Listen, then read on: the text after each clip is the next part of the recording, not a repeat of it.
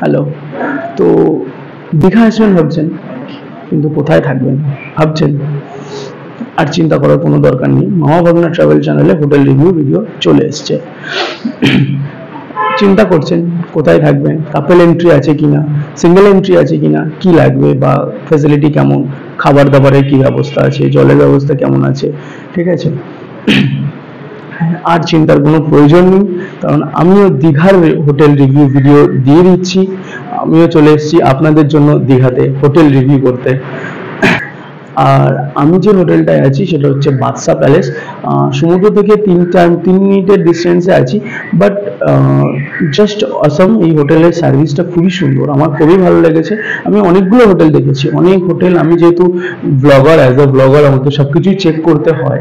So আমি অনেক হোটেলই check করেছি গিয়ে, তার মধ্যে আমার এটা অনেকটাই বেস্ট লেগেছে। এর ডেকোরেশন তো খুবই সুন্দর এবং এর সার্ভিস ফেসিলিটি আমার খুবই ভালো লেগেছে। তো এই ঘরে পর্যন্ত এসে আমি আপাতত কখনো হয়রান হয়নি। আমি বকখালিতে গেছি, আমি বলেছি যে না, এর ফ্যাসিলিটি খারাপ। আমি পুরীতে গেছি, যে হোটেলে আমি ছিলাম সেটা খুব ফ্যাসিলিটি খারাপ ছিল। সো সেই সময় আমার হয়তো দেখার অত সময় হয়নি, বাট পরে দেখে আমার মনে হয়েছে আমি যেটাতে আছি সেটা ফ্যাসিলিটি একটু খারাপ। বাট আমি আজ বলবো যে দীঘার আমি যে হোটেলে আছি তার ফ্যাসিলিটি অত্যন্ত ভালো এবং খুব ভালো পরিষেবা, এনাদের ব্যবহার খুবই ভালো, ঠিক আছে? সো আমি রেকমেন্ড করবো, যদি একবার বাদশা প্যালেসে এসে একবার আপনারা কথা বলতে পারেন। এদের অনলাইনে আপনার নাম্বার আমি ডিসক্রিপশনে দিয়ে দেবো, আপনারা অনলাইন বুক করতে পারেন এখানে। আর ক্যান্টিনের ব্যবস্থা আছে, আপনি ঘরে বসে থাকলে অর্ডার করবেন, খাবার ওরা নিজেরা দিয়ে যাবে, ঠিক আছে? এখানে ড্রিঙ্ক করলেও কোনো প্রবলেম নেই, ঠিক আছে? সবকিছু আপনার ঘরের ভেতরে আপনি করতে পারবেন।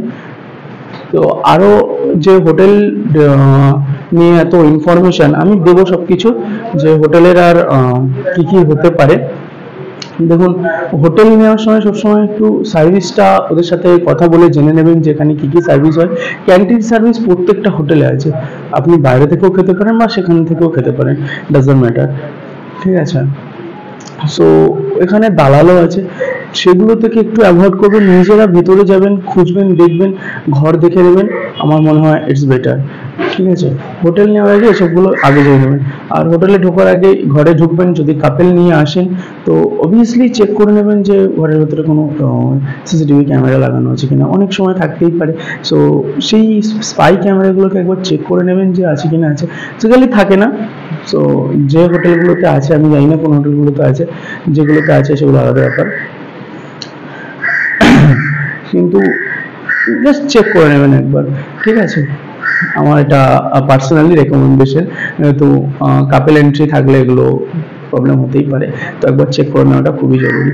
আর এখানকার চেক আউট চেকিং টাইম আমি সব হোটেল ইনফরমেশনের মধ্যে দিয়ে দিয়েছি, ঠিক আছে?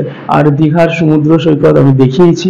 দীঘা খুব একটা ওয়েদারটা একটু অন্যরকম, আমি রেকমেন্ড করবো যে এই টাইমটায় না আসাই বেটার। একটু ঠান্ডা পড়লে বা একটু হালকা হালকা ঠান্ডা থাকবে সে সময় আসা ভালো, কারণ এই সময়টা না একটু ভ্যাদ ভেদে গরম আছে এখানে, ঠিক আছে?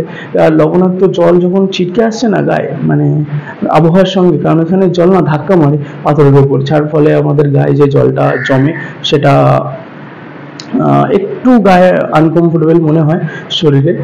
তো একটু ঠান্ডা ঠান্ডা টাইমে আসবেন, it's better time to Digha, ঠিক আছে? আর নাহলে বেসিক্যালি দীঘা খুবই হাওয়া বদলের জায়গা, একদম শর্টে, বাড়ির কাছে, কলকাতা থেকে বাস ধরুন 4 ঘন্টার মধ্যে দীঘা চলে আসুন, একদম মনোরম ওয়েদার থাকে, ঠিক আছে?